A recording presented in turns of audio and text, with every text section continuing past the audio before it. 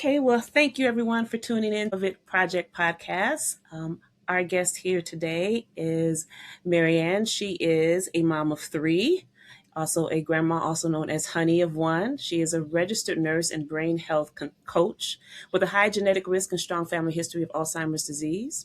In 2023, she learned that her dad had a diagnosis that she had inherited the gene from both her mom and her dad. And after 20 years of nursing, focusing on the reactive side, she decided to shift her focus on the prevention side, about learning about the latest neuroscience and brain research. And in 2025, she launched her first platform on TikTok that grew so rapidly, she expanded to Instagram and Facebook.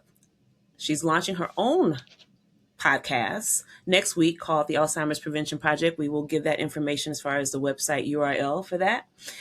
Her whole mission is to break down complex science into easy to understand knowledge and also provide people with daily actionable pathways to protect their brain. Because Alzheimer's starts in our 30s and 40s, not when we forget a name. I want to thank you for being on the podcast today. There is a lot of information and wisdom that you have as I've been following you for a little bit over a year. And so I really wanted to talk to you about a few things. But before I talk about the journey as far as starting the Alzheimer's Prevention Project, I wanted to talk to you about, in general, could you just explain to the audience the definition of it? Because one of the things I hear is people kind of lump dementia in it together, and there's different types, and it's like the education first, just from the basics. Can you give us a definition? Thank you. So the best way that I explain it, think of dementia as the umbrella. So Alzheimer's is the most common type of dementia. So dementia is like an umbrella term that we use. And the Alzheimer's disease accounts for about 60 to 80% of all dementia cases. The second most common type is vascular dementia, and that actually is a cause of decreased blood flow, but that's usually following a stroke. And I think that's like 20% roughly, something like that. So dementia, think of it like the symptoms of Alzheimer's. That is the forgetfulness, the cognitive decline. That is what is related. So you have vascular dementia, which is the symptoms related. So the disease is actually something different. So when we talk about Alzheimer's, we have Alzheimer's disease, and dementia is the umbrella that it falls under. And most commonly it's interchangeable, like people use it interchangeably. Yes. But the reality is, like my grandmother, for instance, she was diagnosed dementia. My dad, he has Alzheimer's. We can now, because of what we know about science now, we can assume that the type of dementia she had was most likely Alzheimer's because of the genetics. So that's just a little breakdown of it. Is they work hand in hand, but it's basically you have Alzheimer's is the disease and dementia is the umbrella of symptoms associated with many different conditions. Okay. That's very helpful. I know a few people are going to be asking me about that, so I'm glad that you actually made mention about it. Absolutely. I think one of the questions that I wanted to talk about is that when you went from reactive to preventive, was there a series of events that took place, or was it one thing, or was what? I'm sure so many people can identify with what I'm about to, kind of talk about, but I went down a hole. My dad was diagnosed with Alzheimer's, and that same year I found out my oldest daughter was pregnant with my granddaughter. Okay. She was graduating college. I also found out that I inherited the gene from not only my dad, but also my mom. So I'm about 1% to 2% of the population carry my genetic makeup. And some research suggests it's not a risk for me, that it's guaranteed I will have it by 65. So 2023 was a really, really hard year because I was trying to navigate. My dad was only 67. He was still the president of a university. In addition to that, wow. I was in like a corporate job. I was overseeing in the position I'm transitioning out of. In my 24 years of nursing, more than half of that has been in the leadership space. And so at the time we were having a lot of layoffs at work. So it was stress, and that was like that was the least of my concerns. The least you were. Yeah. When life is lifing, you're like, okay, Yeah. So life was lifing. And the way my brain works, I had to understand why this gene, Why are we? Why am I? Why? I just had to understand the science behind it. And so there were a few nights there when I first found out. I was probably up until 4 and 5 in the morning. I don't advocate that for brain health. This is just the way my brain processes things. I Right. had to learn everything I possibly could about why this gene.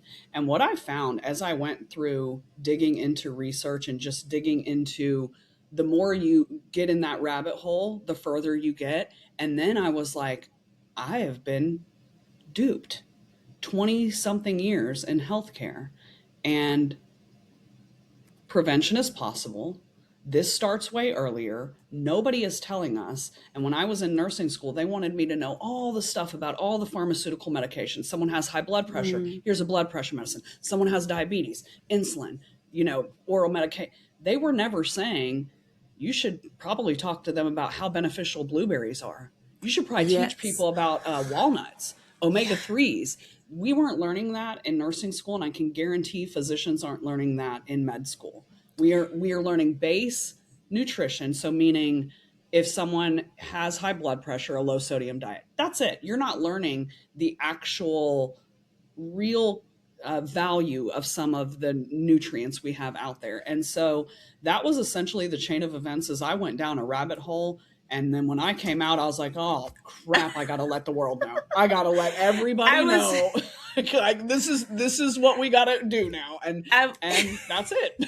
that's how it happened. I was Yeah. just about to ask that, but you already answered that question. Yeah. So, first of all, I wanted to piggyback on a couple of things because, I used to do research for U of M when I was much younger. And so I Mhm. was on the medical side at first and then moved to the social science side. But what was also very clear is the differences between traditional medicine, conventional medicine, and then like functional medicine, right? Mhm. Yeah. Yeah. And then what fruits, nuts, and vegetables serve, you know what I mean, as far as how they can actually be a part of, quote unquote, healing or also just preventing certain things as it relates to Yeah. inflammation and a lot of other things. So that's been interesting, but I've also had to do it on my own, so I couldn't just Haven't we all, utilize right? all the American medical journals. It was Yeah. also British, Canadian, those that are also in certain parts of Africa, just kind of looking at what does all of these people, all of this research Right. read, and then come back with your own conclusion based Yeah. on it. And then some things are just never put out in layman terms in a magazine, right? So it's Right. whoever decides to pick which research they're going to go after and write an article on it, that's what gets the exposure. Yeah. You mentioned something when I was reading your bio about it starts in the ages of 30 and 40. Can you Yeah. give us some examples about that? Because I also believe that we were also under the impression this is something that happens when you're much older. Yeah. But reading Yeah. about the woman who actually had Alzheimer's, you know what I mean, and Hmm. just learning about it, who was not old when she had been Yeah. institutionalized or sought, medical help. But what are some examples that people would probably see before they start forgetting a name? None. Oh, None. goodness. And that's the scariest part. And it's like, for years I always knew high blood pressure, they call it the silent killer. That they taught us in nursing school. They call it the silent killer because so many people are walking around with high blood pressure and have zero symptoms. They don't know it until bam, they got a stroke. All of a sudden one day they're sitting there eating and then they lose their speech. And then they Mm. find out, oh my gosh, and when you understand the neuroscience and the mechanism of how high blood pressure works, so it's the same thing.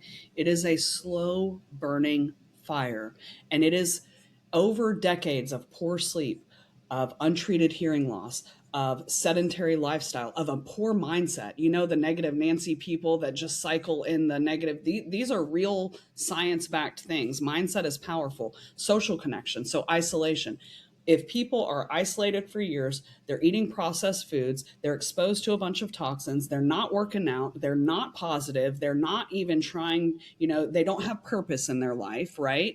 These are the ones that these things are happening slow. Now, my dad is an exception to that because my dad physically fit, great mindset, Yeah, he sounded ate like it. relatively healthy, like, Yeah. really. But what drove my dad? Untreated hearing loss and untreated sleep apnea. So for years, he was getting poor sleep. For years, he should have had a CPAP, and for years he should have been wearing his hearing aids.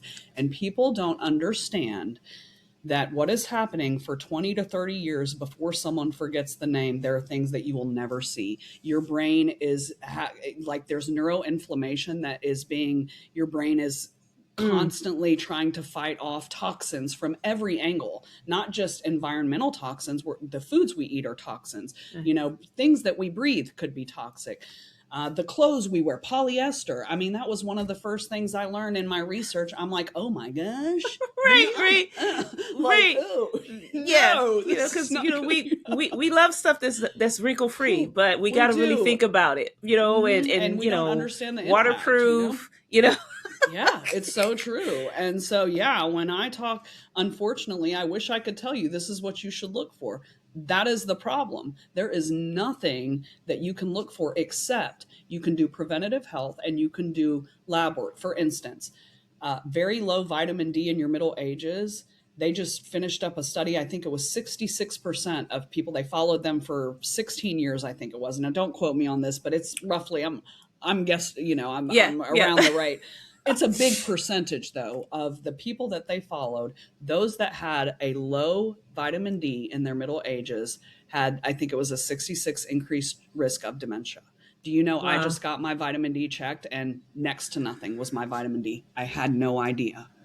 Okay. Fasting insulin. Fasting insulin is a precursor to type 2 diabetes. Type 2 diabetes is a precursor to Alzheimer's because a lot of research suggests Alzheimer's is type 3 diabetes, insulin resistance in the brain. Guess what's creeping up? My fasting insulin. Guess who would never tell me that? The doctors. They wouldn't even draw that. So you won't be able to see it, but you have to be proactive. I just got 4 cardiovascular screenings just 2 weeks ago to check. I got a carotid ultrasound to check the plaque in my carotids because that increases my risk for stroke.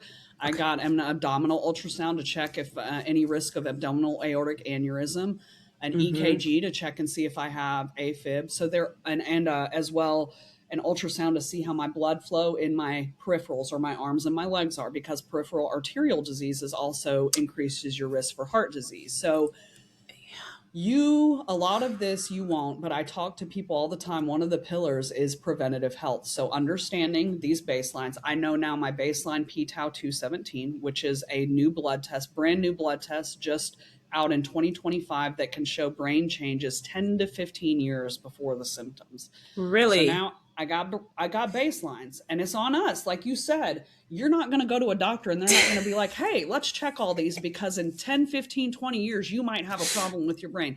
They're not going to do it until you're walking in there. You've forgotten a name and now the damage is done. And it's been happening for decades, Wow. And once that damage happens, it's really it is hard to repair, especially in the brain, because your brain, when you understand this, that your brain controls every last function in your body, and why we are not taking care of it more and why there isn't more prevalence on brain care is beyond me. And that's really what my mission is to try to plant seeds in everybody to say, I am now meeting people in their 40s that have Alzheimer's. This is not something that people are getting in their 70s or 80s any longer. And it's because of a lot of what we're exposed to as well. So I know that's kind of the long answer and it's not really what you wanted to hear, but no, it's the reality. It is exactly what I needed to hear, as well as the people that are watching this. So, goodness, I'm just trying to,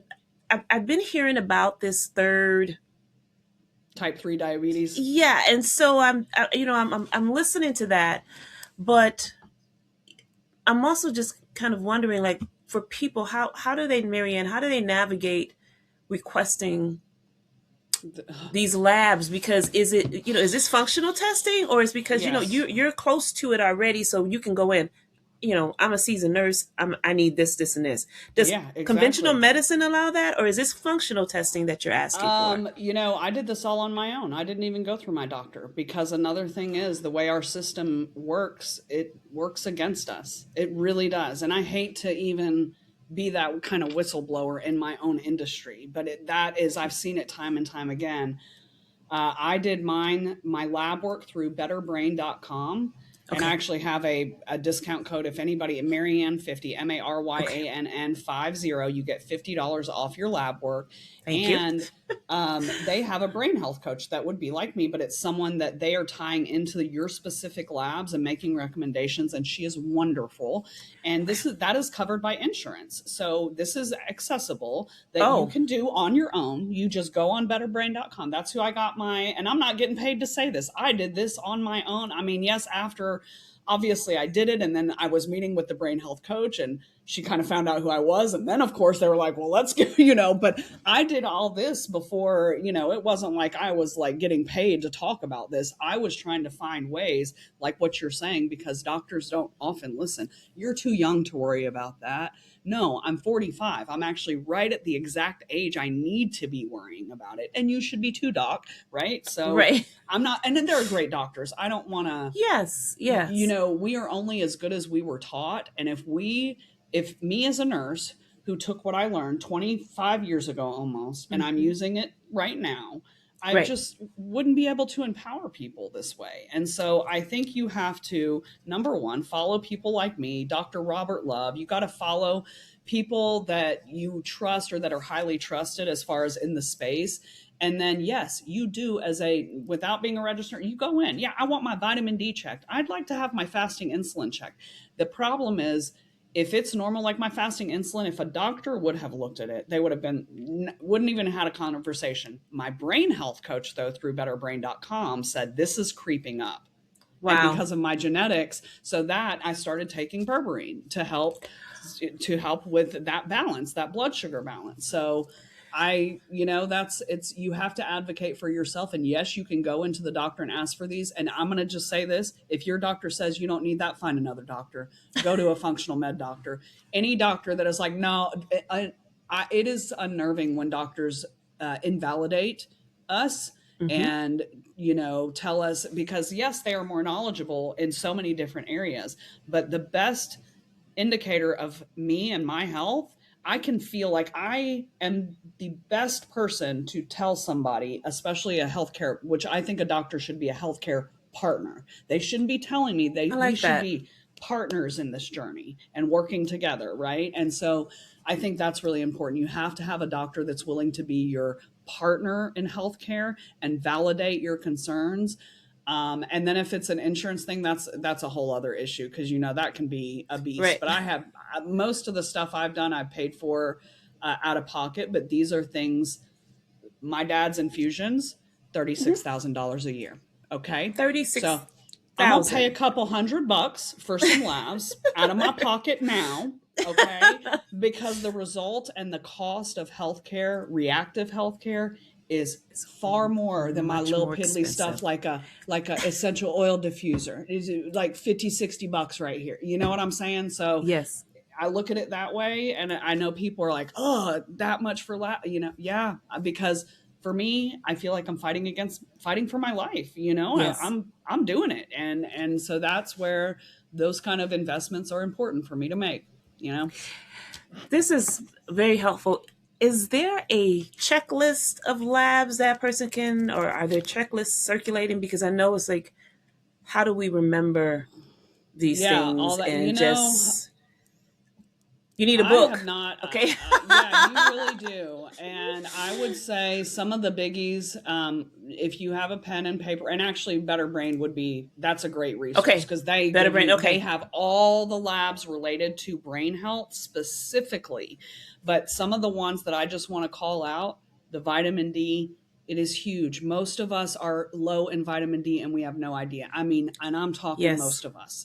I, Yes. People don't understand the impact that has. Your hormone levels, that's important to understand. Thyroid function, that's a really important one. Your fasting insulin, that's very important. Your cholesterol, very important. And then I would say p-tau 217, if you have a family history of Alzheimer's, I think that's to get a baseline. Okay. That is a really important one to get, and very accessible. These things are very accessible. And then I was talking to you about the cardiovascular screenings. I did those through Lifeline screening. Those are different types of tests, but I have a code too as well for that. But those are more like very non-invasive, but they are where they're checking the plaque, and I had mild plaque because of my genetics. And Okay. no doctor would probably have ordered that. But guess what? My mom, who is almost 70, and she's been on a statin for years because she has one of the genetic, I got the gene from both my mom and dad. My mom had no idea it was on her side of the family, but that particular gene is responsible. It helps to transport cholesterol. So essentially, it's like a messed up transporter. So my mom has been on a statin for years, decades Mm-hmm. now, I think, at this point. And Mm. so I think that when you really understand, so my mom just found out she has a blockage on, or I think it's a significant, I don't know if it's a total blockage, but significant Okay. amount on one of her arteries. So I told her, I was just having a conversation this morning. I said, imagine if you would have been able to have what I had 20 years ago, because mine showed mild, which means mine shows I have a mild amount of plaque. So here's your artery. I have a mild amount of plaque already forming around my arterial wall. And the more plaque that forms, more closed up your arteries get. And these are the arteries that carry the blood and nutrients up to your brain. So think, if these are getting more closed up, it's less nutrients, less blood flow going to your brain, Yep. you Hence know? stroke, heart attack, hmm sometimes And actually, and the aneurysms. stroke, exactly. And the stroke is, if you have high blood pressure with that, the pressure is going to go through that, and you have high plaque buildup. A piece of that plaque can break off. And these vessels in your brain are very small. And that's what happens. It travels up there, it gets lodged somewhere, stops the blood flow to that area. And that's where you see the symptoms, whatever Mm. area it lands in. So let's say if it lands in the area of speech, you're all of a sudden going to have speech deficits. If it lands in the area of where my right arm is moving, all of a sudden I can't move my right arm, or I have numbness in that area. So that is how an Wow. embolic stroke, and that's why it's so. There's a hemorrhagic stroke, which is that's a like a brain bleed, but the I would go out on a limb and say the most common type is an embolic stroke, but I would need to verify that with data. Got you. Before I get into the exercises, I wanted to ask you about berberine that hmm you mentioned, if I'm saying it correctly, as Yeah, well yeah. as the diffuser, and because hmm I've seen some of your TikTok shorts, and I just was really curious about it. And so, can you tell us how that helps with preventative, methods when you are dealing with the diagnosis or Yeah. possibility of it? Berberine is one I learned from my brain health coach. It was not a common supplement that I was even aware of. I was like, Berber, what? Lion's Mane is like my go-to.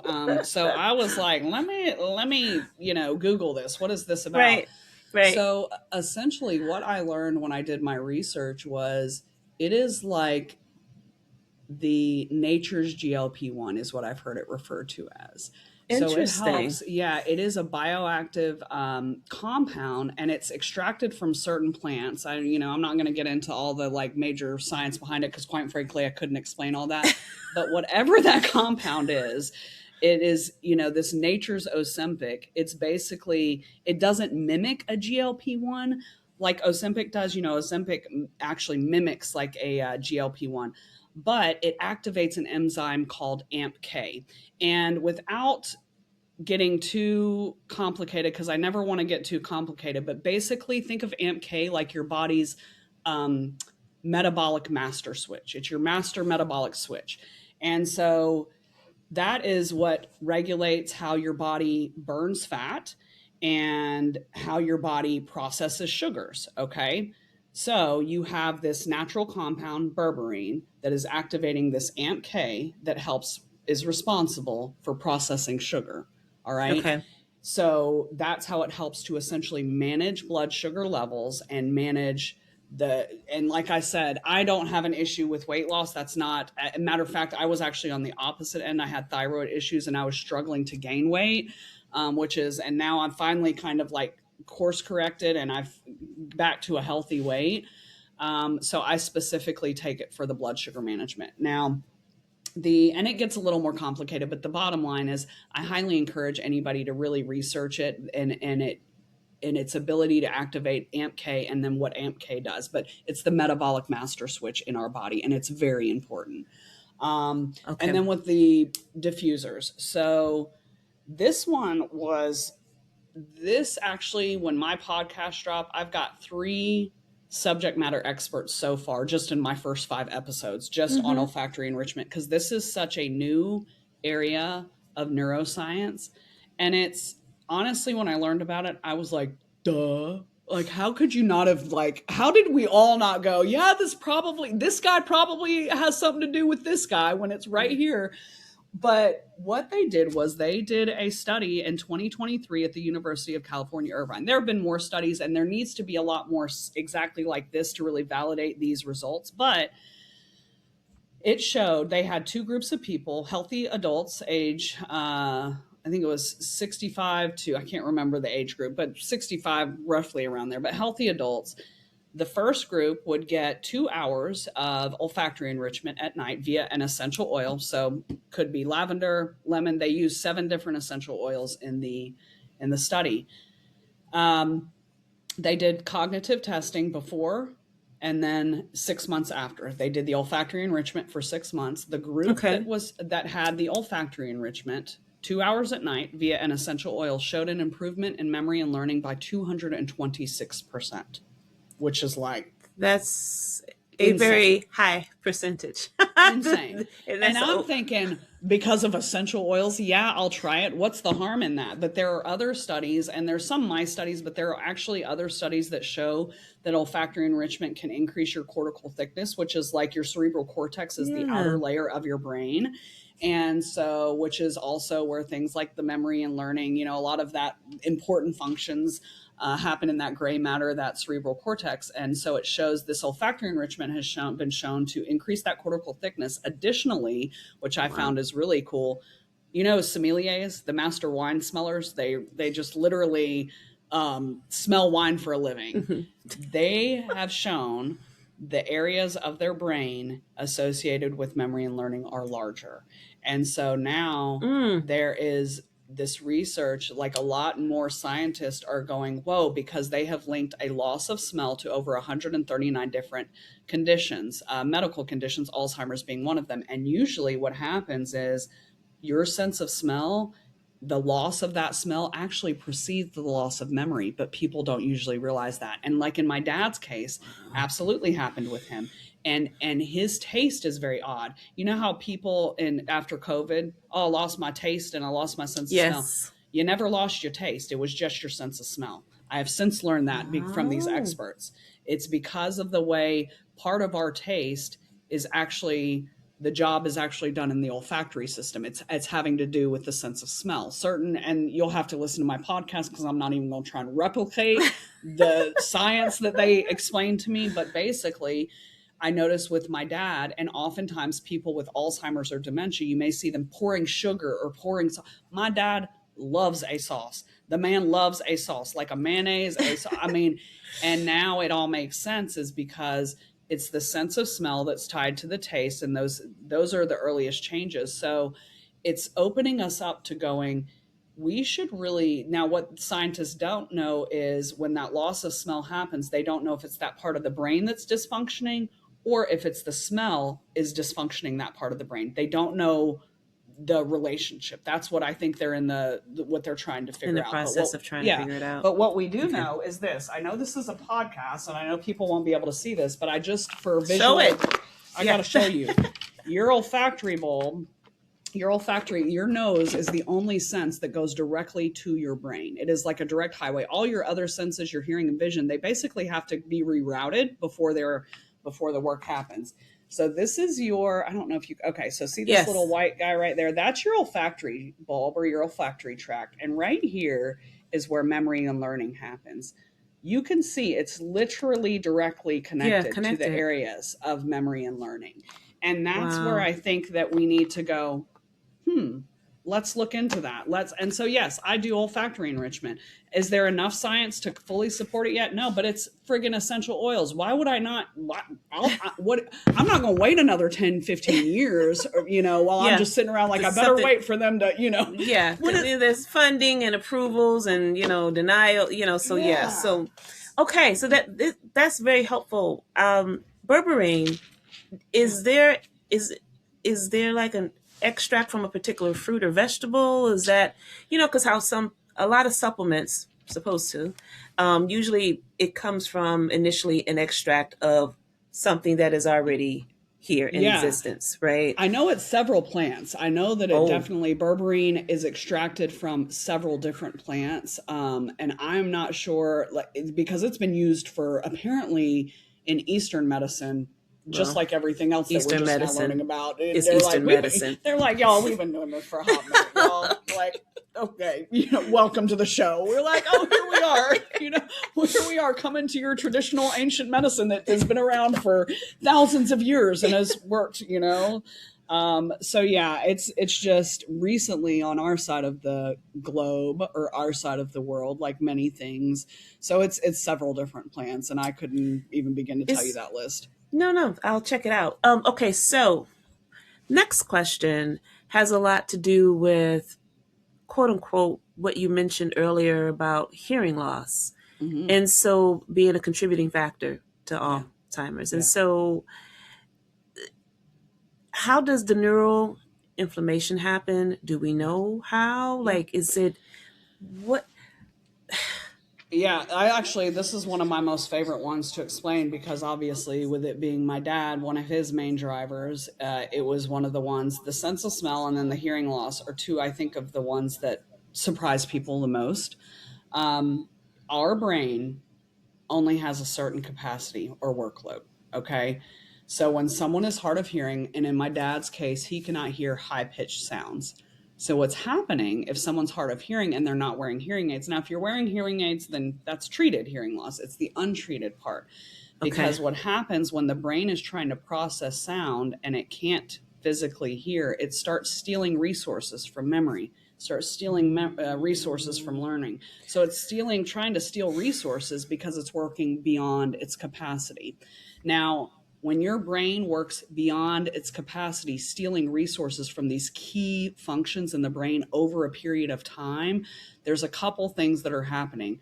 First off, your auditory center in your brain is shrinking. So you've got, uh, atrophy of a certain area of your brain, and mm-hmm. it's not being used, and that's never good. Any part of your brain that isn't being good, not good. Okay. And then you also have it's been stealing resources. And so over time, that leads to cognitive decline.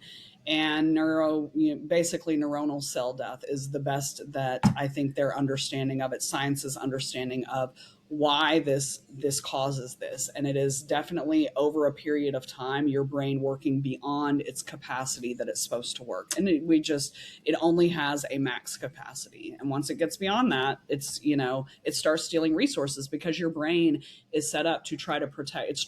It's trying at all times to keep balance within your body, and any disease, Alzheimer's, cancer, diabetes, anything you can think of is an imbalance somewhere in your body. It is some sort of when you really look at the nuts and bolts of it, it's some sort of imbalance somewhere. Something is not functioning properly because our bodies are really set up to function and keep itself in balance. And part of that, most of that is from the brain. It really is. Wow. Okay, thanks for that. Yeah. as I I as I I am marinate on just that. like, the I'm not a doctor, but like the doctor of doom, the bearer of bad news. I'm like, hey guys, everything's bad and we're all gonna die. All right, have a great day. No. But there's hope. I was There is hope. There is hope. on a call with relative of mine yesterday just to ask her about does she have any questions, and so she was saying that our great grandfather, like all of his siblings pretty much, had Alzheimer's. And the Wow. question was, do you believe that it could be environmental? They were in Mobile, Alabama, and at the time there was certain things that was being used to, I think, clean cotton, certain Uh-huh. factories. And so how much evidence have we seen of that when it Ton, comes to ton, research? Okay. ton. Not that specifically, but let's think of the statistics. Okay, so I told you I have the ApoE4 gene. So I have a 4/4. That's my makeup. My dad is an ApoE. And like, do you mind if I just explain that really quickly, like what Please that do. actually means? Yes. Okay, so everybody gets an it's apolipoprotein, and everybody gets an apolipoprotein E, 2, 3, or 4 from your parents. So a 2 is thought to protect against Alzheimer's, a 3 is neutral, and a 4 is increased risk. So everybody on this planet is either going to be a 2-2 a 2-3, a 2-4, a 3-3, a 3-4, or a 4-4. I am a 4-4, highest risk, 1 to Nice. 2% of the Okay. That is a population. six. Okay. Okay. My dad is a 3-4, so he is about 15 to 20% of the population. So about 15 to 20% are walking around with at least one ApoE4 gene variant, and about 1 to 2% of the population. I always knew I had a special brain. That's what I told my dad. I was like, mine's more special than yours is. Um, but out of Alzheimer's cases, this is why only, I think it's close to half, 50 to 60% roughly, have at least one ApoE4 gene variant, meaning 40 to 45% don't have the gene at all. And research has suggested that up to 45% of all dementia cases may be preventable with lifestyle modification, and 46% of Alzheimer's cases may be preventable. So, yes, to answer your question, they may have never had the gene variant at all. I mean, you would have to get genetic testing to really understand what, or whoever your family member is. But it could have absolutely been environmental. Your gene, think of your genetic makeup as it can load a gun. Your lifestyle is what pulls that trigger, right? Okay. So Get you. it's like, yeah, I have got it from my mom and my dad. I've got the family history. I'm a woman, which women are 2/3. I mean, we are I like read that. way more And I want to at talk risk. about that in a moment, but go Yeah, ahead. I love to. And I'm getting older. So I've got every possible risk factor working against me when it comes to Alzheimer's disease. And so I think that's really what we need to wrap our head around is, no, just because I have the genetic risk doesn't guarantee that I will get it. And just because you don't have the genetic risk does not guarantee that you will not get it. And we are all in this together, and we all have to put in the work much sooner than 70 years old. And if anybody is out there listening at 70, I'm not trying to fearmonger. Just start today. There's Right. the best time to start was years ago. The second best time to start, guess what? Right now, Right today. now. Okay, Right now. that's right. You know what I'm saying? Like, what are you gonna do? I ran across, Maryann, I ran across an article probably about 8 years ago. And at the time, Finland was trying to figure out how to get more tourists there because they're not known for their landmarks, right? Mm-hmm. And so they hired this marketing firm. And as time went on, this marketing firm was doing this extensive research and ran across a article, a medical journal article that was published maybe 2015, 2016. I think it was a Dr. Simke. I have to do a little bit more research and pull it back up. But there were these tests with, rats. And Mm-hmm. they basically had pulled the mother rat, away from her pups and put her in a very isolated environment for about 4 or 5 days. But she didn't have any interference of any type of noise whatsoever. And what happened is that they saw neurons grow.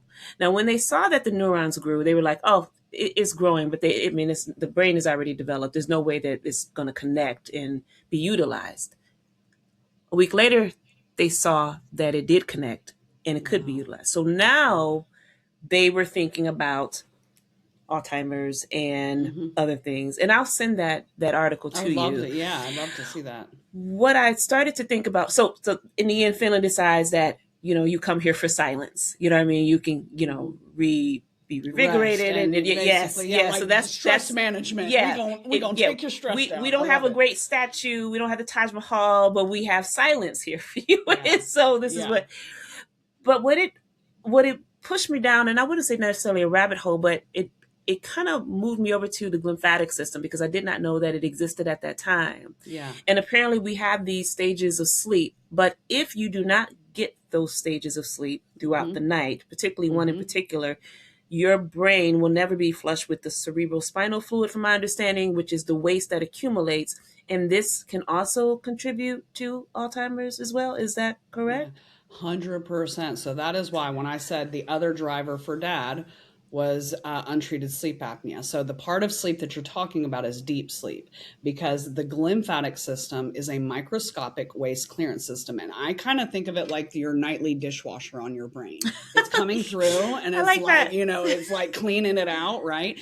And when it's removing these toxins, because when it is doing that cycle, the wash cycle in your brain, part of what is being removed, part of the toxins are beta amyloid, which is one of the hallmark proteins associated with Alzheimer's disease. Tau is another Tau, protein. yes. So these are the types of toxins that we talk about. So when you are in deep sleep, and that's the thing, if I am sleeping real crappy, like real crap, that was one of the first things I started monitoring my sleep. You have to understand your sleep. Like the very first thing I worked on in 2023, people ask me this all the time, because it's been 3 years of making changes. You can't build Rome in a day. I say that all the time, brick by brick.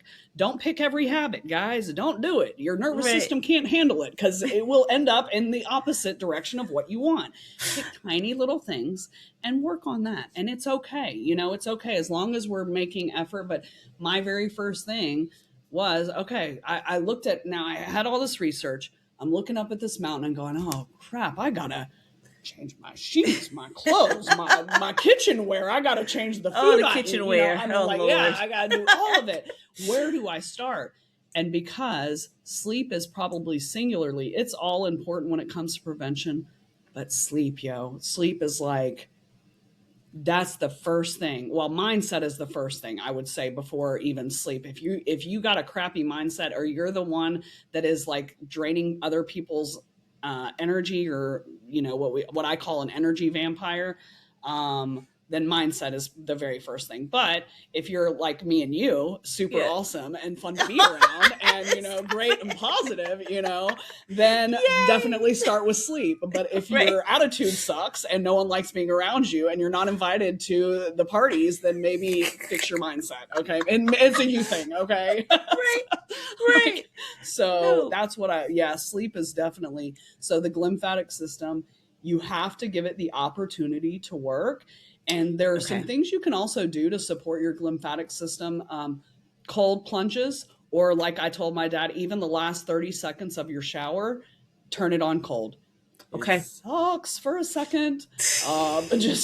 Just 1, 2, 3, just 30 seconds, but cold water plunges, absolutely. And I will say, talk to your doctor if it's the last 30 seconds, but if you're doing full cold water plunges, if you have any kind of like chest pain or any, talk to your doctor about, there are some things that can happen.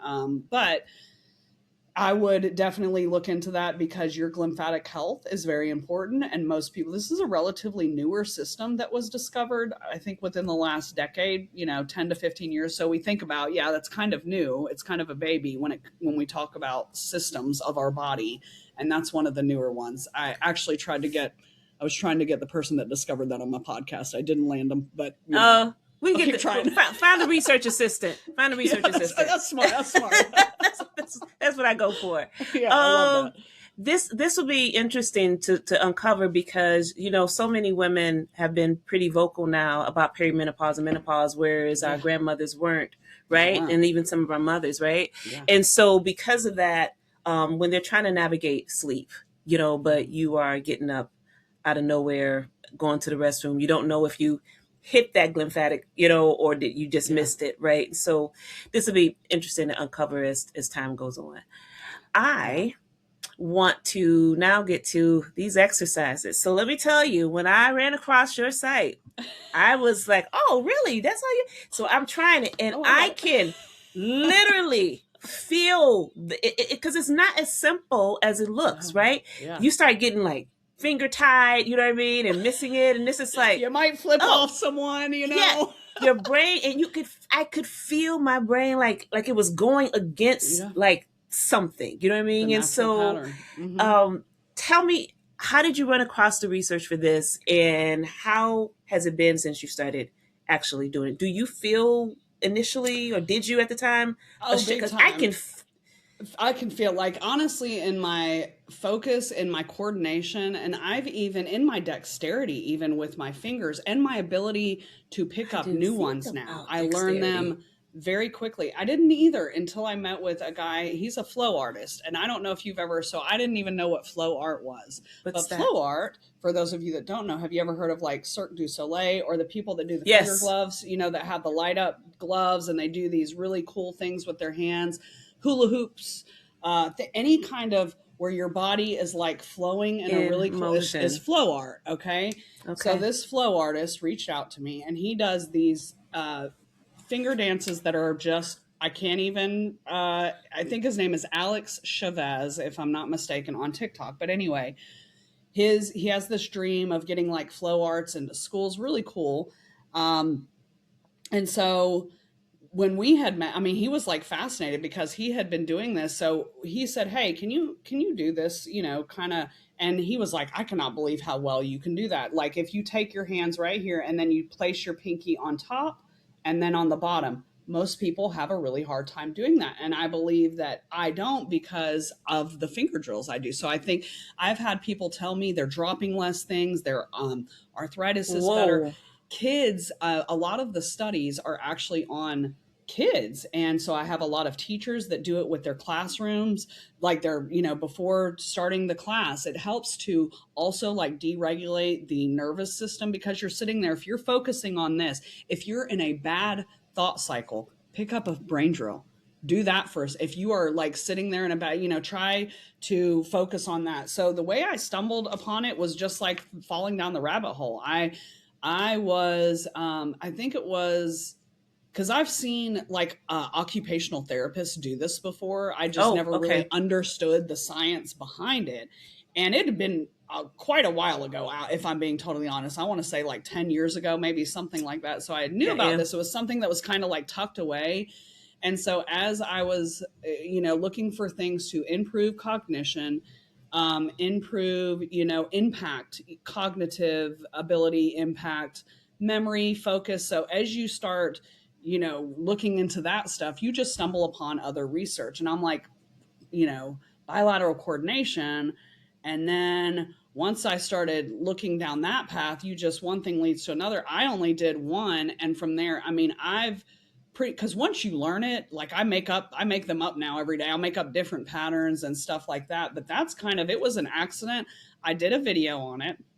This was not meant to be like my platform, but that video blew up so fast. I mean, that one video, I think I got 50 or 60,000 followers. And I thought, okay, well, this is Wow. This something is something. I guess I'm Yep. committed to this now. And so Yes. every day since that day, I have posted one. And not only does that help me, but it helps my viewers and it helps Yes. to, and so now I've gotten my daughter, she started doing it with me, but that was how. And once I started doing it, I also realized the impact for me, like my own dexterity, just how quick now. Me and my daughter, there was a new one.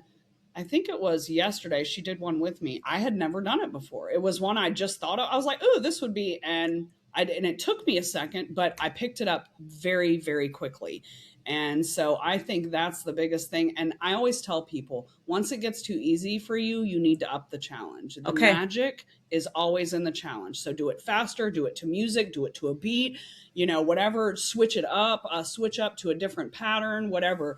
But I mean, a lot of them are like that. For me, I will still continue to do even some of those easy ones. But for me, the challenge is if I'm talking during the video, the challenge is always going to be to music because I'm going to have to do to a different beat. So that's how I I like can those use those videos you same have drills. with the Yeah, they're music too. fun. They're Yes. really Yep. fun. And it's a fun thing to, I just got a message today. I was just at a beach house with one of my best friends last week. And she just sent me a text this morning that said, the hand drills are such a fun party game. I've gotten all the neighbors on board.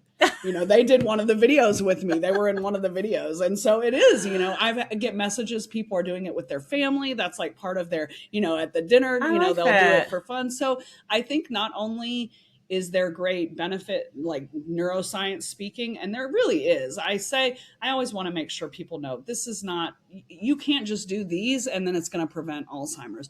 The science behind it is it's doing powerful things to your brain. It's supporting neuroplasticity. And these are the things that protect your brain against brain diseases like Alzheimer's. These are not guarantees. This is not, but this is science backed stuff that, you can do to support your brain health. And it's what I call a habit that you can stack into your day. So this has become part of my daily brain. It's one of my daily brain habits that I do.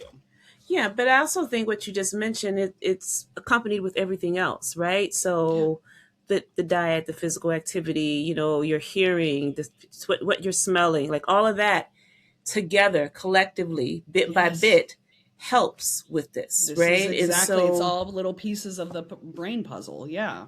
so that's good. I would not have thought, but it makes perfect sense about the dexterity and Hmm. arthritis, the other benefits, because we hear about mobility, but we hear about mobility as it relates to like legs and arms, right? Yeah. Just but Yeah. not necessarily as granular as our actual Your fingers. fingers. So, And that's one of the things. If you look up the blue zones, what are some of the oh, common denominators of the blue yeah, zones? One of them is people keep moving. yeah. Here I will say, in the US, we have a real bad habit of getting where we are sedentary, or people get older, they retire, they're just sitting in a chair. Mm-hmm. That is deadly. That is detrimental. And we have got to keep moving. We have got to let our seniors, like, we can't just do everything for them, or, the bending down, getting up, doing stuff. These are really, really important for our brain and to maintain independence. And so I would encourage people, if you have that lazy bone or that lazy, or if you're retired, find something. My dad had to retire because he was the president of a university and got a diagnosis of Alzheimer's. That's tough, man. That's Yeah, tough.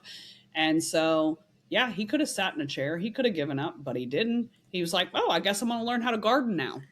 I'm, I I'm love gonna play it. chess online now. I love it. Now I can work out 5 to 6 days a week. So find your people, find your purpose, because even and I've explained, I've done videos like on a companion, having people in the later stages of Alzheimer's or dementia having baby dolls or companion little therapeutic Oh, companions. There's okay. science behind that, because even in the Wow. latest stages, the one thing that will never fail with human beings is we have to have purpose. We have to have a reason to wake up. Mm, If you yes. don't have a reason to wake up, and so even someone that is in the late stages of Alzheimer's, if you put a baby doll by them, this innate need, this innate drive to have purpose, they're going to pick that baby up and they're going to care for that baby, because they even need the dignity of having purpose. And purpose doesn't have to be grand like what you're doing. It doesn't have to be grand like getting on a platform. Purpose can be, being in your grandkids' life. It can be,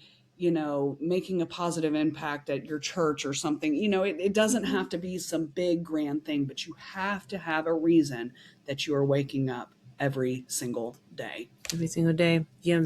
Hmm. I think I definitely want to get you back. That's part of the podcast's mission, is coming back around to see what's changed or what's been, what the updates are. Yeah. I am really concerned as we close out is how does this information get to the younger population? You know what I mean? Because we know that Yeah. when they take health class, this isn't being Oh, taught. no. And I'm Mm-mm. not, even if you're homeschooling, you know what I mean? And so it's like, is there will we look up and Maryann will have like a series of small books, or just maybe I hope so. TikTok series, It's so or funny something because on I the actually, website that people can access and maybe utilize during their classroom time to kind of just educate? Because part of the problem is that we're still on the track, unfortunately, even though this new information has yeah, come out and all this research has been in existence for quite some time, is that we're still in the old system, yes, which, we are. and so how do we, for Gen Z, Alpha, and even, I mean, millennials too, and we're still finding out things, but how does this get, trickled down or Into the right conveyed? hands, into the right hands. So, that was part of my mission, really, because with me having being ApoE44, I have undoubtedly passed on at least one to all three of my children. Yeah, and And I have to now look that up just to see if it's, yeah, yeah. exactly, like, and even for, I think it's all really important for us to understand. And so, It's funny you mentioned that. I do have a meeting with a publisher later this month, so I'm actually in the works and It's then good. launching the podcast. But I think the biggest thing for our young ones, like I have started incorporating my 20-year-old daughter. You would be shocked actually when I look. So my goal was to get to 30s and 40s. You'd be shocked how many people in their 20s and 30s are part of my audience. I love it. And so when there will be resources. I'm going to have, my TikTok. I just started a beginner series for the hand drills, and I have so many different platforms. It's grown so quickly. I'm launching the podcast. Yes. So there is a lot coming, and I'm walking away from a corporate job right now. And I am like putting my faith in Right. sweet baby Jesus and the Right. universe that y'all Right. got me, because I Right. feel like you're pushing me in this direction for Right. a reason. Right. So I'm going out in faith, blind faith. And I think the biggest thing is doing what I did. I incorporated my daughter into these drills. I've Beautiful. incorporated her. I've gotten her to start helping me as my social media manager. But I think it's up Yes. to us a lot, as we are in our middle ages. Yes. Most of us have children. Most of us have siblings that have children. Yep. We have got part of that starts at home, because I'm telling you, healthcare industry is not going to reinforce this, and when they do, it's going to be, maybe we won't even see it if Right. it even comes. But so we have to, what I've learned over this journey is I have to advocate for my own health. I do not have a doctor that is rooting for me. Not to say their doctors are No, wonderful. I get it. I don't mean get that it. in a negative way, but I mean, we have to start taking ownership of our own health, because this healthcare system is so far beyond broken. And you have the healthcare system in bed with the pharmaceutical companies, in bed with the insurance companies, and they're all profiting off of the most sick and needy people. And they want us to be sick. They don't want you to know about the food you're supposed to eat.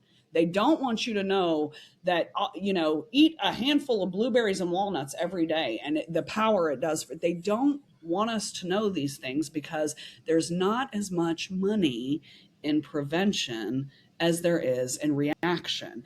And the foods we eat are either contributing to the disease or they are preventing it. And I stand on that. I mean, I will stand on that hard. And, people want to judge, people that are addicted, substance abuse, stuff like that.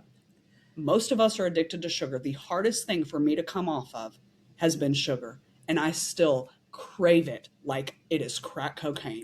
I mean, like there are some times in my month, and I'm perimenopausal. So, some night, and there's about 9 p.m. and I'm like, I would do anything for just a little glass of juice or something. Right. And I do still have, I'm not saying those I don't moments. eat sugar. I do have sugar, and you might see me out. And if anybody comes out or sees me out eating a piece of pizza in public, don't come at me. Mind your business. Okay. I'm doing Mind my your best out business. here. Mind your business. Okay. I do my best 80% of the time. You caught me on the 20. All right. So, no, but I think that right now there's not resources. We have to be the resource for our younger generation. And there are so many things negatively impacting the younger generation. And we have got to take the reins as middle-aged people right now. And we have to try, because my 13-year-old, trying to get him off of things like ramen. Are you kidding me? Like, they've made it so hard. And so I'm not as successful with I have to wait until health becomes more important to him. And I don't keep a lot, like we don't have soda in the house. No, but you crave what you crave. You know what I mean? And that's the thing about it. Once I found out about wild blueberries, I've been getting them ever since, right? But I could feel a slight difference. Like, I'm like, oh, my brain's a little clearer. To feel better. What? Yeah. So you don't even know that you're in the fog. You have no idea. It's And they've done this to us. They have addicted us to different types of sugar, high fructose corn sugar. It ain't even real sugar now anymore. It's like the fakest fake. And so I have to do things because I am a realistic person. I don't need things complicated. Same. I don't need to have to meal prep and do all this just to be healthy. I need things simple. A handful of blueberry, handful of walnuts. And I don't know if you like fish or not, but I am obsessed with like canned. I don't know if you've ever had canned salmon or canned. Yes. So those Anchovies, I've had and quite well. yes, Anchovies very salty, but I've had them in they are salty, but sardines. I mean, like Yeah. salmon and mackerel are canned. They have these really delicious canned salmon. That's amazing omega Yeah. 3. And I do the most prepping I do is I boil about 6 to 8 eggs on the weekend. So Okay. my go-to food almost every day, well, every day, I have a handful of blueberries and a handful of walnuts together. I love And that. then you usually want to do, not usually, always try to eat your protein before your carb. Protein first, then your carb. Okay. So first thing in the morning, don't go for the blueberries first. Go for your protein, either the deviled egg or whatever, not deviled egg, boiled egg, and then eat your carb after. So I Okay. eat canned fish probably 4 days, I would say at least. Like I go down there in between meetings, I grab my can of fish, handful of blueberries, handful of walnuts, and maybe a boiled egg. And that is a meal for me. It's not fancy. I'm not a Yeah. chef and I'm not trying to do anything, but it fills me up. It gives me amazing nutrition for my brain. And so if I do that the majority, then guess what? I can eat my friggin' piece of pizza or my burger if I want to, Right. and Right. I will. Okay. So, Right. because I'm eating canned fish every other day, I love it. I love it. So, yeah. So, thank you. We would love to have you back. We'll see how this goes, whenever time allows you to do so, 6, 9 months, Yeah. 12 months, or whatever. But for those who are watching, you can find Maryann on TikTok. She also has the website, the Alzheimer's Prevention Project, right? Yep. .com. Yep.com. And there's a hyphen, there's a dash in between Alzheimer's and prevention. And then I'm on YouTube. Yes. I'm on Instagram. I'm on all platforms, but beware, there are a lot of fake I was accounts. going to ask So, you to maybe read out the yeah. Facebook one if you. Yep. It Okay. is Alzheimer's Prevention Project. Always project. There is one out there with like 40, 50,000 followers. That is not me. So it's Alzheimer's Prevention Project, and my username will always be Maryann with a plan _ in between. So Maryann _ with _ a _ plan. Okay. So across all my platforms, it's Alzheimer's Prevention Project, Maryann with a plan _ between each word. And she's on Instagram, TikTok, YouTube, and YouTube Facebook. and Facebook. And Okay. Facebook is the most new one. So if you see the one that has 40 something thousand followers, it ain't me. If you see the one that has 10 to 20,000 followers, it ain't me. I got about 500 followers on Facebook right now, but I'm trying. Okay. Right. No. Okay. Well, hold on. And thank you. Thank you. All right. Thank you so much Okay. for having me. Thanks.